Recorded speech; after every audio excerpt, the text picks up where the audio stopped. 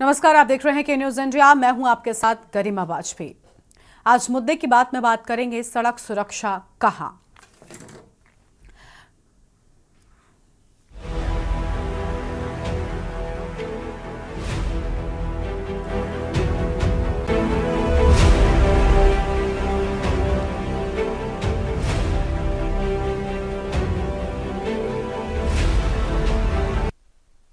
सड़क सुरक्षा कहां, इसको लेकर हम करेंगे विस्तार से बातचीत।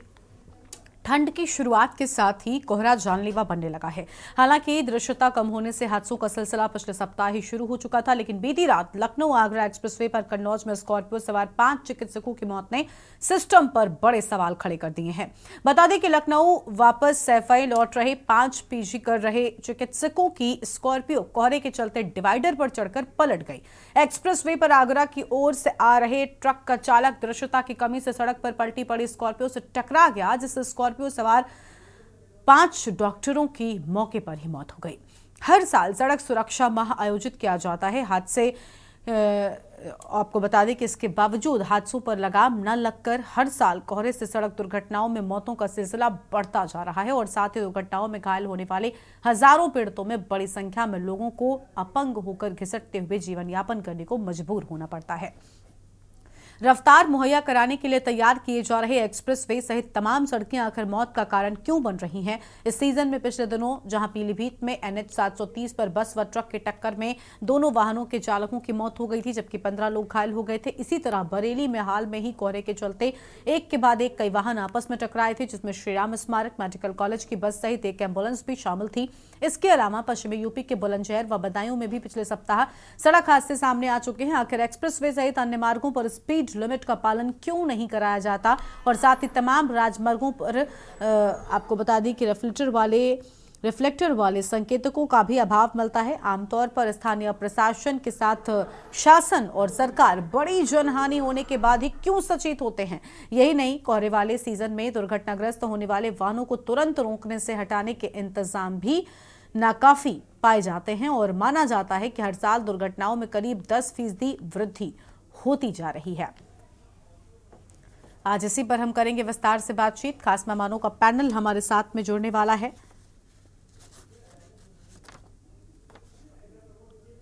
हमारे साथ में संदीप मिश्रा हमारे संवाददाता हैं, आदित्य त्रिपाठी जी हमारे साथ में हैं, रोड सेफ्टी एक्सपर्ट हैं, और रविंद्र चपराना साहब हमारे साथ में हैं, सामाजिक कार्यकर्ता हैं। सबसे पहले संदीप से रुक कर लेते हैं पूरी जानकारी के बारे में। संदीप, 5 डॉक्टर्स की जान चली गई, तेज रफ्तार कह लें या दृश्यता कम कह लें, क्योंकि कोहरे के चलते अब विजिबिलिटी लगातार कम होती जा रही है और एक्सप्रेस वे पर इस तरह की घटनाओं में वृद्धि भी लगातार हम देख रहे हैं। पूरा मामला क्या है, फिलहाल कैसे हादसा हुआ?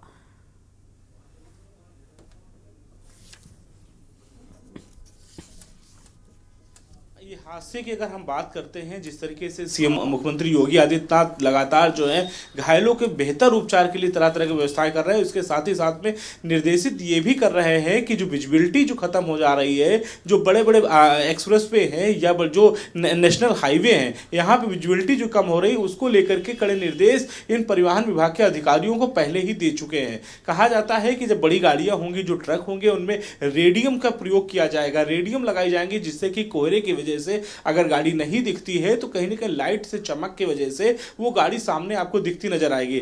आगरा एक्सप्रेस पे जो हादसा हुआ है, कन्नौज के पास में हादसा हुआ है, इस 4 लोगों की मौत हुई है। इसके साथ साथ नेशनल हाईवे है बाराबंकी, जो कि लखनऊ अयोध्या रोड पे है बाराबंकी, वहां पर 4 लोगों की मौत हुई है। तो एक ही दिन में अगर बात करते हैं तो इन उत्तर प्रदेश में हादसे में 2 बड़े हादसे देखने को मिले हैं, जहां बल्क में 4-4 लोगों की मौतें हुई हैं। तो ये एक बड़ा वो है कि विजिबिलिटी खत्म हो रही लगातार जो है, और परिवहन विभाग रोड सड़क सप्ताह को लेकर के जो निर्देशित किए जाते हैं, वो भी निर्देश जमीनी हकीकत पर पालन नहीं किए जा रहे हैं। शायद यही वजह है कि लगातार एक्सीडेंट जो हैं वो होते हुए नजर आ रहे हैं। आगरा एक्सप्रेस पे 4 डॉक्टरों की मौत का एक मामला सामने निकल के आया। दूसरा, अगर हम बात कर लें बाराबंकी यानी कि लखनऊ अयोध्या हाईवे की अगर हम बात कर लें, यहाँ पर 4 लोगों की मौत सामने निकल के आई है। इसके साथ साथ उत्तर प्रदेश में आने वाले ही समय में, यानी कि एक सप्ताह के अंदर ही अब तक लगभग जो है 20 लोगों की मौतें हो चुकी हैं। ये आंकड़े बहुत कुछ कहते नजर आ रहे हैं गरिमा,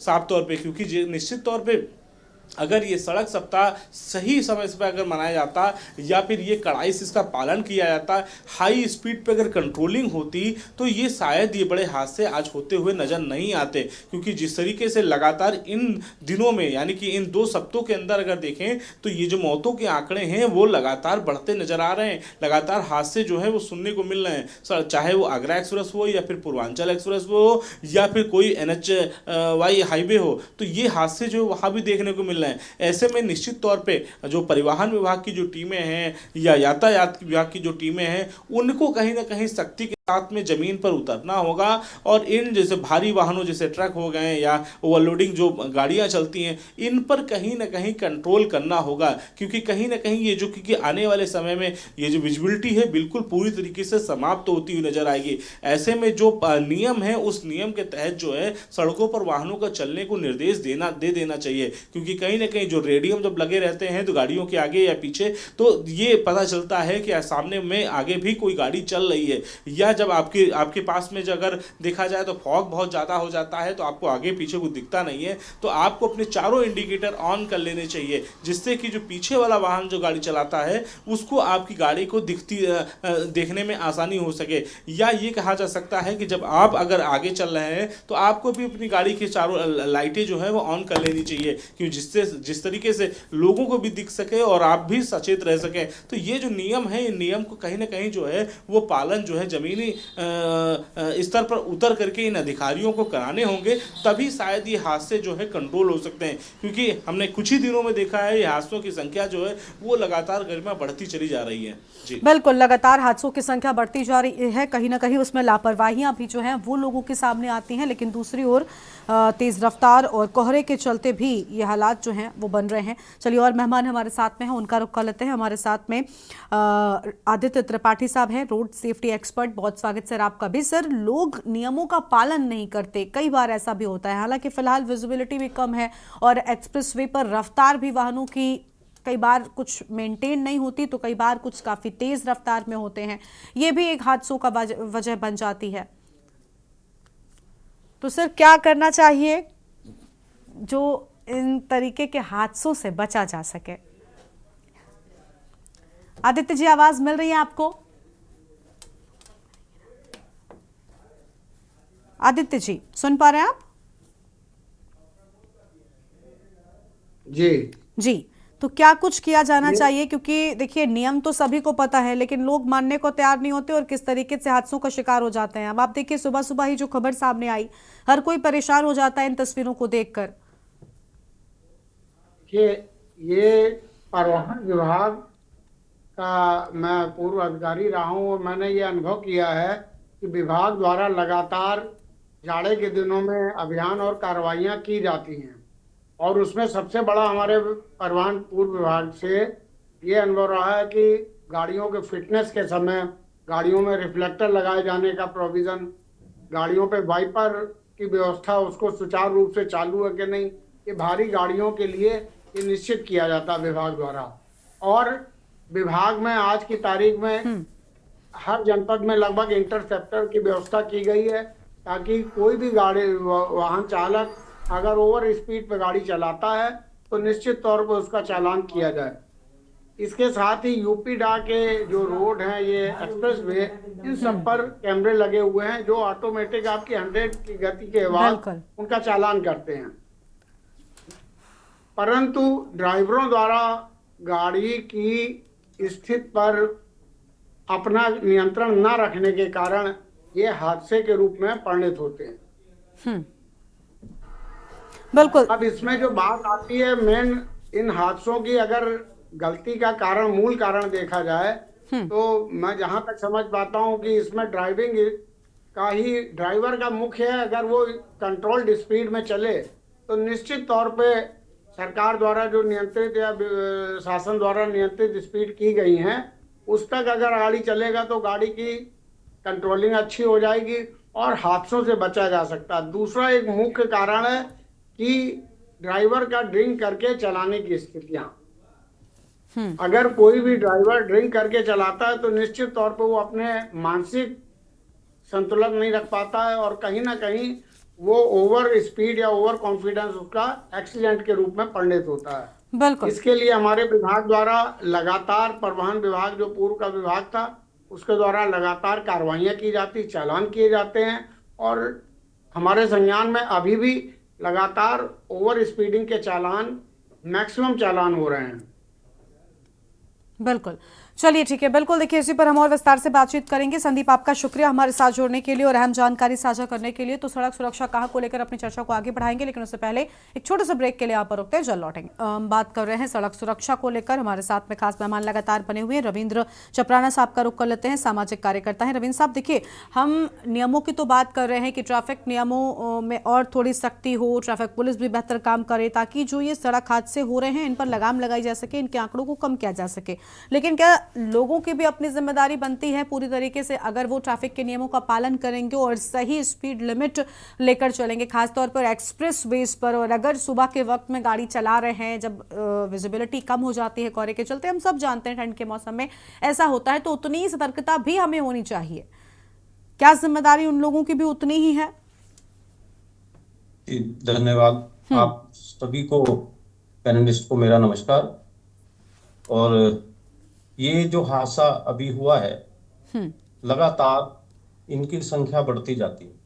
इन्हीं दिनों में जब ये फॉग होता है, थोड़ा सा हाईवे पे जो प्रॉब्लम्स आती हैं, तो मेरा ये कहना है कि हम तो जो भी यहाँ पे गाड़ियां अपनी चलाते हैं तो उन लोगों की तो जिम्मेवारी बनती है। प्रशासन विभाग जो वहाँ पे सड़क रोडवेज जो अपनी जो उनकी जिम्मेवारियां हैं, मैंने अक्सर देखा है कि जो ये इनकी अपनी जिम्मेवारियां भी कम हो गई हैं, क्योंकि रात को वहाँ पे कई सड़कों पर हमने देखा कि लाइटें नहीं होती हैं, हाईवे पे लाइटें नहीं होती हैं।